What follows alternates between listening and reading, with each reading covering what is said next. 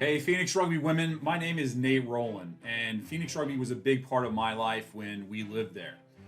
I love that the club has grown and that you're all part of this family. So today I want to dive into one of my favorite topics, the Scrum. This training was designed to cover 4 topics: the purpose of the Scrum, Scrum safety, Scrum preparation, and how to set up the Scrum in a match and a training. The Scrum is how rugby is restarted when the ball is knocked on, which is a forward pass or a ball that is fumbled forwards during play. A Scrum consists of 8 forward players. It's easiest to think of the Scrum as a combination of 3 separate parts: the front row, the second row, and the loose forwards. When these 3 groups combine, they form something really powerful known as the pack. A Scrum is formed when 2 opposing packs bind together. This bind happens at the front row. The ball is rolled into the middle of the 2 teams and they contest for possession. Just so you know, this is a massive simplification of what actually happens. Due to the force of the Scrum, player safety and welfare should always be considered. It starts with how you bind together.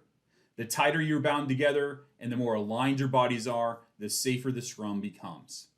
All forwards should train for the Scrum. In the weight room, focus on the big 3: overhead press, squat, and deadlift. If you have access to a sled or prowler, doing sled pushes is a great way to condition. As an individual, you want to focus on stability and power.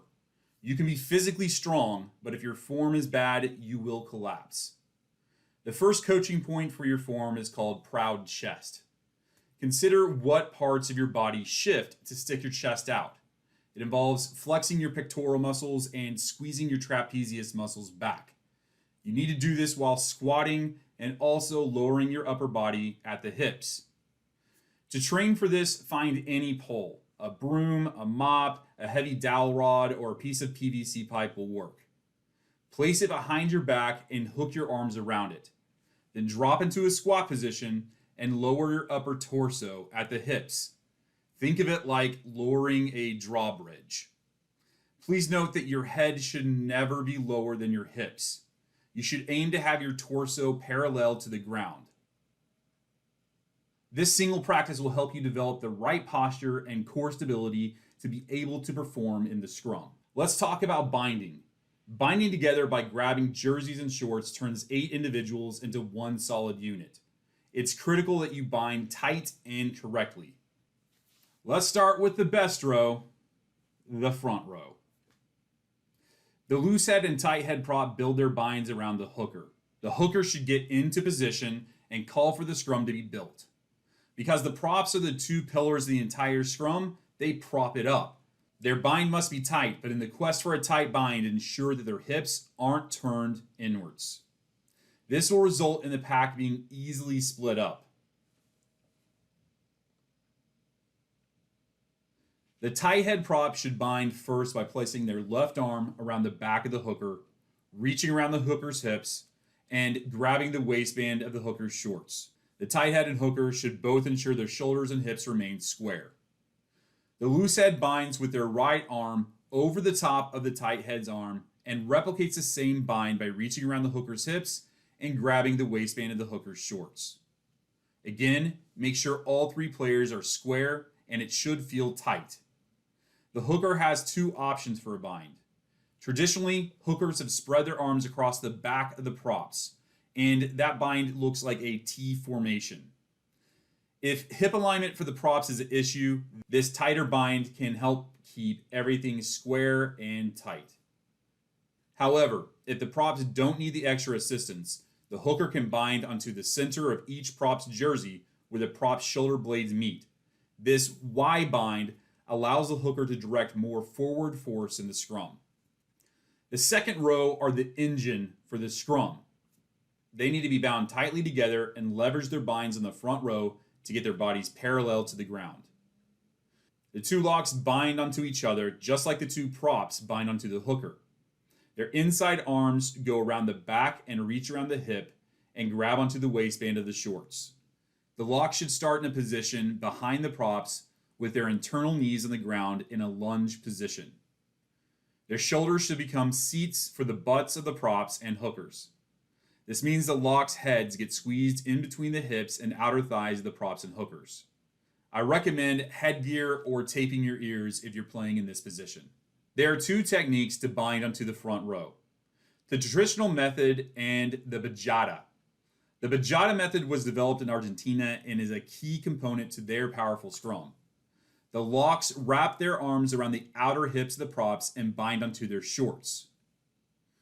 The traditional method involves binding onto the waistband of the prop's shorts by inserting the outer arm in between the legs of the prop.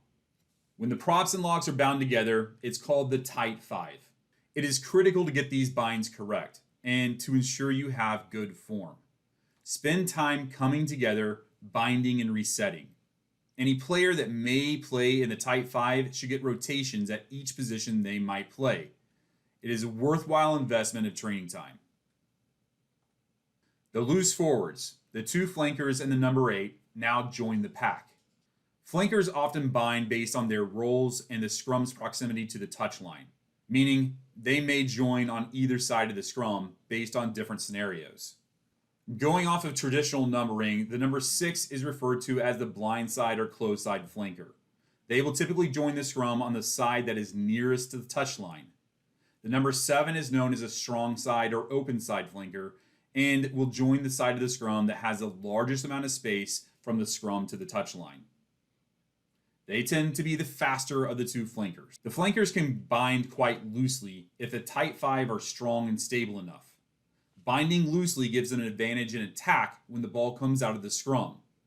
However, your scrum may need them for stability, or your game plan may involve wanting to drive over the opposition. For these two cases, a tighter bind to the locks and keeping their shoulders engaged with the butts of the props can add extra stability and power to the scrum. The bind can either be fully across the back of the second row or like the Y bind for the hooker if you're going to go for a looser bind. Their heads go on the outside of the prop's hips and they have the most visibility of the pitch out of all the forwards. The number 8 binds onto the outside hips of the locks. Their shoulders will press onto the butts of the second rowers. They can add extra power to the scrum or play slightly looser in order to pick up the ball and run if you win the put-in, or be ready to break free and attack on defense. Now that the pack is set, it's time to talk about engagement. In a match, the referee will call crouch, bind, set. It's a big ball carrier out there. Bind! Not Another look at the Barbarians. This time they have the scrum put in. Let's break down the actions associated with each of these calls. When both sides are square, stable, and stationary, the referee calls crouch. In reality, the prop should already be in this position. If not, remember the proud chest technique. Squeeze your shoulder blades, flex your pecs, squat, and lower your upper body at the hips like lowering a drawbridge. The props and hookers' heads will almost be ear to ear with the opposition front row. If the ref thinks that you are safe and stable, they'll call bind. Each loose head prop binds by placing the left arm inside the right arm of the opposing tight head prop. Each tight head prop binds by placing the right arm outside the left upper arm of the opposing loose head prop. Each prop binds by gripping the backside of their opponent's jersey. Both teams' binding has to be maintained during the duration of the scrum. Again, the ref is going to look to ensure that everyone is stable and believes that it is safe. They will then call set. This is the call to engage, but not drive. Back in the day, this used to be a massive collision. While these rules today de-emphasize the hit of the two packs, it doesn't mean you can't engage with force. Just ensure that if you want to hit, that you remain stable.